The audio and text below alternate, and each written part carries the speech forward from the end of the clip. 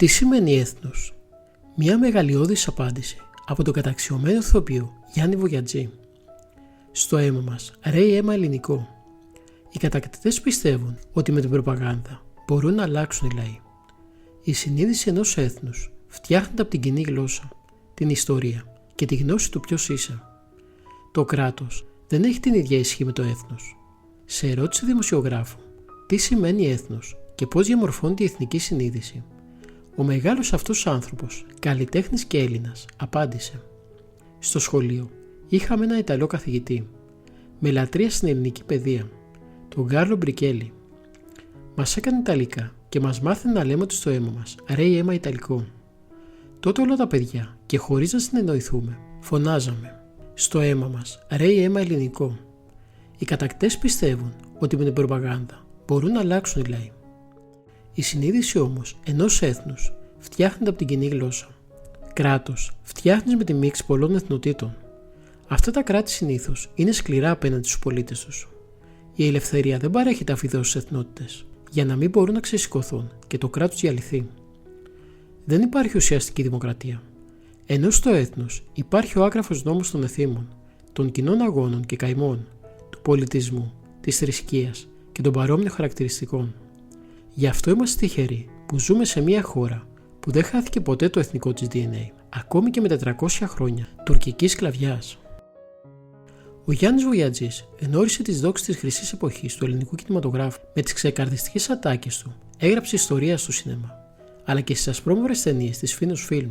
Ένας σπουδαίος ηθοποιός που αφοσιώθηκε στη θεατρική τέχνη με θρησκευτική προσήλωση και καλλιτεχνική ευαισθησία.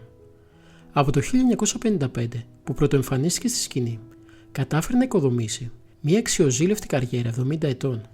Στα 98 του χρόνια παραμένει ακούραστος, μεθοδικός και αφοσιωμένος σε κάθε ρόλο που καλείται να ερμηνεύσει. Καθημερινά ακούει ραδιόφωνο και συγκεκριμένα τρίτο πρόγραμμα, αφού εξακολουθεί να του σαγηνεύει η κλασική μουσική. Στον καναπέ του μεταξύ πολλών αγνωσμάτων ξεχωρίζει ένα τόπο για το Αιτωλικό, τον τόπο καταγωγής του. Ένα λεξικό, αλλά και την ελληνική νομαρχία, λόγος περί ελευθερίας. Επίσης ο ηθοποιός μας απάντησε και για το αν ήθελε από μικρός να γίνει ηθοποιός. Από μικρό παιδάκι ήθελα. Ο πατέρας μου ήταν πολύ αυστηρός και είχαμε έντονες διαφωνίες. Ήθελε να ακολουθήσω άλλους δρόμους και επειδή εκείνος ήταν πρόεδρος του Αριού Πάγου, ήθελε να γίνω δικαστής ή νομικός. Τα οποία ούτε να σκεφτώ δεν ήθελα. Ευτυχώς είχα πολύτιμο στήριγμα τη μητέρα μου. Θυμάμαι, ήταν περίπου το 1933. Ήμουν 6 ή 7 ετών και είπα ένα ποίημα σε μια σχολική εορτή. Και από τότε δεν μου πέρασε ποτέ από το μυαλό ότι θα μπορούσα να κάνω κάτι άλλο. Ο πατέρας μου άρχισε πολύ να με δει στο θέατρο, αλλά τελικά ήρθε μια φορά όταν έπαιζα στο θέατρο Μουσούρι. Σε ερώτηση δημοσιογράφου πώς θα χαρακτήριζε την εποχή μας, ο ίδιος απάντησε: ζούμε σε μια περίοδο αλλεπάλληλων γεγονότων, πανδημίες, πόλεμος, πρωτοφανή εγκλήματα, σεισμοί και πολλά άλλα. Είναι στιγμές που σκέφτομαι ότι επιστρέφουμε στις εποχές της ζούγκλας. Σαν να γυρίζει ο άνθρωπος σε μια ζωώδη κατάσταση. Νιώθω σαν να έχει απομείνει μόνο λούστρος από τον πολιτισμό μας. Όλα τα άλλα κάπως σαν να ξεφτίζουν. Με ενοχλεί πολύ στην ελληνική κοινωνία το ότι κοιτάμε μόνο το συμφέρον και τη βολή μας. Και τείνω πλέον να πιστεύω ότι τα οικονομικά είναι το μόνο που ενδιαφέρει τους ανθρώπους στις μέρες μας. Τα ιδανικά και οι αξίες έχουν εκριζωθεί. Μάλιστα, αν εξακολουθείς και πορεύεσαι με αυτά, θα σε πουν και γραφικό ή αφελή. Ξαφνιάζομαι πολύ όταν ακούω άλλους να λένε: ξέρεις πόσο πλούσιος είναι αυτός, και το θεωρούν μια μεγάλη νίκη. Τα υλικά αγαθά όμως είναι πάντοτε προσωρινά. Από πότε το χρήμα έγινε ο βαθύτερος σκοπός του ανθρώπου? Σκέψου να ήμασταν αθάνατοι, τι θα συνέβαινε. Όταν πεθάνει ο άνθρωπος, δεν παίρνει τίποτα μαζί του. Προσωπικά, δεν νοσταλγώ τις παλιές δόξες του ελληνικού κινηματογράφου. Πάντοτε μου άρεσε να κοιτάζω στο μέλλον. Ωστόσο, συγκριτικά, αυτό που παρατηρώ είναι ότι σήμερα οι άνθρωποι έχουν γίνει πιο σκληροί. Ο ανταγωνισμός έχει γιγαντωθεί. Πριτανεύει μόνο το οικονομικό κέρδος και όχι το περιεχόμενο του έργου που καλείς να ερμηνεύσεις.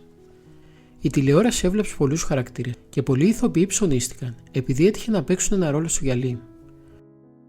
Θεωρούν δηλαδή την αναγνωρισιμότητα μια μεγάλη ευτυχία. Για μένα όμως είναι δυστυχία.